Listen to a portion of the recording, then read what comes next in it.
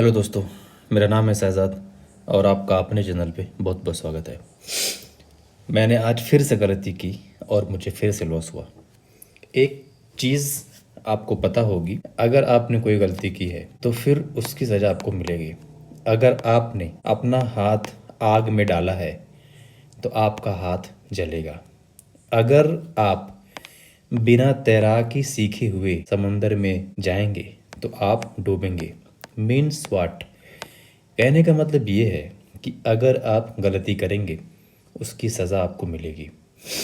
और stock market या फिर फॉरेक्स मार्केट या फिर आप फाइनेंशियल मार्केट बोलें, ये एक ऐसी दुनिया है जहां आपके गलती की कोई माफ़ी नहीं है। अगर आपने एक बार गलती कर दी तो फिर आपको उसका पनिशमेंट मिलने ही वाला है और इसको कोई रोक नहीं सकता। अगर आपने एक बार ट्रेड को एग्जीक्यूट कर दिया, फिर या तो वो प्रॉफिट होगा या तो वो लॉस होगा। ये दो चीज़ें होने वाली हैं और ये होती हैं और ये हो के रहती हैं। कभी कभी बहुत ऐसे रेयर केसेस आते हैं जब ब्रेक इवन पे क्लोज होता है मार्केट या आपका ट्रेड, जिसमें आपको नो प्रॉफिट और नो लॉस होता है। बट ऐसा रेयरली होता है, अक्सर ऐसा नहीं होता। मेरे कुछ सिस्टम्स हैं, मेरे कुछ रूल्स हैं, आपके भी सिस्टम्स होंगे, आपके भी रूल होंगे। लेकिन अगर आप अपने रूल को फॉलो नहीं करोगे तो ट्रेडिंग में सक्सेस आपके बस की बात नहीं, हमारे बस की बात नहीं, किसी के बस की बात नहीं। आज हमने क्या गलती की और हमें क्यों लॉस हुआ? सबसे पहले, जब मैं सिस्टम पर नहीं था उसके बावजूद भी हमने ट्रेड लिया। आज मैं पुणे से बेंगलोर आया हूँ और मैंने एक ऐसे टाइम पे ये मैंने ट्रेड लिया, रैंडम ट्रेड लिया, जिसका कुछ सर पैर था ही नहीं। ठीक है ना? जिसका कुछ सर पैर था ही नहीं। आप ज़रा सोचो, यहाँ पे ये जो ग्रीन कैंडल बनी है इस पे एंट्री का क्या तुक बनता है? एसएल का तुक बनता है, टीबी का तुक बनता है, बट यहाँ पे एंट्री का कौन सा तुक बनता है? मेरे समझ में नहीं आया कि मैंने यहाँ पे ट्रेड लिया ही क्यों। और ये देखिए, ये मेरे लॉसेस हैं, मैं दिखाता हूँ आपको। ये $29 का लॉस। मतलब मैं ये सोच रहा हूँ कि ये मैंने ट्रेड क्यों लिया, ऐसी क्या आन पड़ी थी मेरे दिमाग पे कि मैंने ये ट्रेड ले लिया। सबसे पहली गलती जो मैंने किया मैं आपको बताता हूँ। जब ये ग्रीन कैंडल बनी ना, फिर मैंने ये ट्रेड लिया और ये ट्रेड मैंने लिया फियर में। किस में लिया? फियर में। देखिए, जैसे कि यहाँ पे ना एक सप्लाई जोन है, आप जानते हैं, यहाँ पे एक सप्लाई जोन है और ये पूरा जो है ना एक स्विंग ट्रेड का सेटअप बना हुआ है, जिसमें ये power of point of control है, ये वैल्यू एरिया हाई है और ये वैल्यू एरिया लो है। और ये जो लेवल है ये एक सप्लाई जोन का लेवल है। यहाँ पे देखिए, यहाँ पे कई बार प्राइस ने इस प्राइस लेवल को टच किया है और फिर नीचे आने की कोशिश की है। तो कहीं ना यहाँ पे सेलर्स बहुत एक्टिव हैं।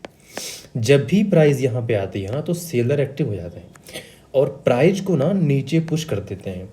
तो ये एक सप्लाई जोन बन चुका है, एक स्ट्रॉन्ग सप्लाई जोन बन चुका है। हालांकि हर सप्लाई, हर डिमांड ब्रेक होता है, लेकिन यहाँ पे जब ट्रेड हमने लिया तो हमने ट्रेड जो है ये 4 आवर के कैंडल को क्लोज नहीं होने दिया हमने, और हमने वॉल्यूम की मॉनिटरिंग नहीं की। ठीक है ना? अगर यहाँ पे हमने गलती ना की होती तो हो सकता है मेरा $30 बच गया होता। $30 का मतलब 3,000 रुपये होते हैं बाबू, ये मेरे बच गए होते। लेकिन मैंने गलती की, मैंने बिना सिस्टम के ट्रेड किया और मेरा लॉस हुआ। सबसे पहली गलती क्या की कि ये कैंडल कोई रिजेक्शन कैंडल नहीं है। आपको पता है रिजेक्शन कैंडल हैमर होता है, इन्वर्टेड हैमर होता है, शूटिंग स्टार होता है, इंगल्फिंग पैटर्न होता है और पिन बार होते हैं। इनको हम रिजेक्शन कैंडल बोलते हैं। और रिजेक्शन कैंडल कब होती है? जब मार्केट उस प्राइस को रिजेक्ट कर देती है तो रिजेक्शन कैंडल बनती है। With high volume. और हाई वॉल्यूम ये इंडिकेट करती है कि इफ इस हालत में, इस सिचुएशन में जो मार्केट के बड़े प्लेयर हैं वो एक्टिव हो गए हैं और ये मूव वैलिड माना जाता है। तो यहाँ पे ना तो हमने रिजेक्शन कैंडल का वेट किया, ना तो उसकी स्टडी की, और ना ही हमने वॉल्यूम को स्टडी किया, और ना ही हमने मार्केट स्ट्रक्चर को और मार्केट सेंटीमेंट को स्टडी किया। हमने रैंडम ट्रेड लिया और हमारा लॉस हुआ। सबसे पहली गलती हमने ये की। दूसरी गलती हमने ये की कि हमने कोई रिजेक्शन टाइप नहीं देखा। रिजेक्शन टाइप मीन्स क्या? रिजेक्शन टाइप का मतलब होता है support, resistance, demand zone, supply zone, trend line. ये रिजेक्शन टाइप्स होते हैं जहाँ से प्राइस सपोर्ट लेकर के या फिर रेजिस्टेंस लेकर के ऊपर या नीचे मूव करती है। तो यहाँ पे अगर हम देखें तो एक सप्लाई जोन बना हुआ है और ये कैंडल स्ट्रॉन्ग कैंडल नहीं है बल्कि वीक कैंडल है लो वॉल्यूम के साथ में। तो हमने यहाँ पे बाई का ट्रेड लिया, जबकि हमें यहाँ पर वेट करना चाहिए। हम यहाँ पर सेल का भी ट्रेड नहीं ले सकते थे। क्यों? क्योंकि वॉल्यूम बहुत बिग था और कैंडल भी रिएक्शन नहीं थी। ये कैंडल, ये वॉल्यूम बहुत वीक था और ये कैंडल रिजेक्शन कैंडल नहीं थी, बल्कि यह एक अनसर्टेन कैंडल थी। यह एक अनसर्टेन कैंडल थी जो कि इनडिसीजन को इंडिकेट करती है कि प्राइस अभी कंफ्यूज्ड है मार्केट में कि क्या करने वाला है वो। ओके, दूसरी चीज़ ये हो गई कि हमने कैंडल के रिजेक्शन टाइप को स्टडी नहीं किया। तीसरी चीज़, हमने वॉल्यूम को स्टडी नहीं किया। देखिए, जब भी कोई ब्रेकआउट होता है तो वॉल्यूम हाई होती है और ये वॉल्यूम हाई इस बात का इंडिकेशन है कि यहाँ पे बड़े प्लेयर एक्टिव हुए हैं और वो प्राइस को ऊपर मूव या नीचे मूव करना चाहते हैं। हमने ये गलती की कि हमने वॉल्यूम को स्टडी नहीं किया। चौथी गलती हमने क्या की? हमने वॉल्यूम प्रोफाइल को स्टडी नहीं किया, हमने बीपी को स्टडी नहीं किया। क्यों? क्योंकि देखो, ये हमारा वैल्यू एरिया हाई है और इस एरिया को हम बोलते हैं बैलेंस एरिया या फिर फेयर वैल्यू एरिया। यहाँ पे बायर्स और सेलर्स के बीच में एग्रीमेंट होता है, वो प्राइस को बाई सेल करते हैं। लेकिन अगर इस वैल्यू एरिया हाई को प्राइस ब्रेक करती है, इसका मतलब ये हुआ कि इस एरिया में सेलर की कमी है। ठीक है ना? तो फिर बायर्स, आपको पता है हाई प्रेशर और लो प्रेशर, हमेशा हाई प्रेशर से लो प्रेशर की तरफ हर चीज़ बढ़ती है। ऊंचाई से अगर फेंकोगे ना तो नीचे हर कोई चीज़ आएगी। यहाँ पे ग्रेविटी का वर्क काम करता है, लॉ काम करता है। तो ये कुछ चीज़ें ऐसी हैं जो हर जगह काम करती हैं। तो यहाँ पे जब सेलर्स कम हुए तो बायर्स को बिड प्राइस लिक्विडिटी प्रोवाइडर ने दिया और वो प्राइस ऊपर जाने वाली थी। बट यहाँ पे ऐसा नहीं हुआ। जैसे ही प्राइस यहाँ तक पहुँची, बायर्स एग्जॉस्ट हो गए, सेलर एक्टिव हो गए और प्राइस को नीचे पुश किया और फिलहाल अभी प्राइस यहाँ मूव कर रही है। यानी कि अभी ब्रेकआउट नहीं हुआ। हो सकता है कि यहाँ से प्राइस फिर से ऊपर जाए, यहाँ से प्राइस फिर से ऊपर जाए और इसको ब्रेक करके ऊपर मूव करे, लेकिन तब तक हमने अपना $30 गंवा दिया। राइट। चौथी गलती हमने क्या की? ध्यान से सुनिएगा।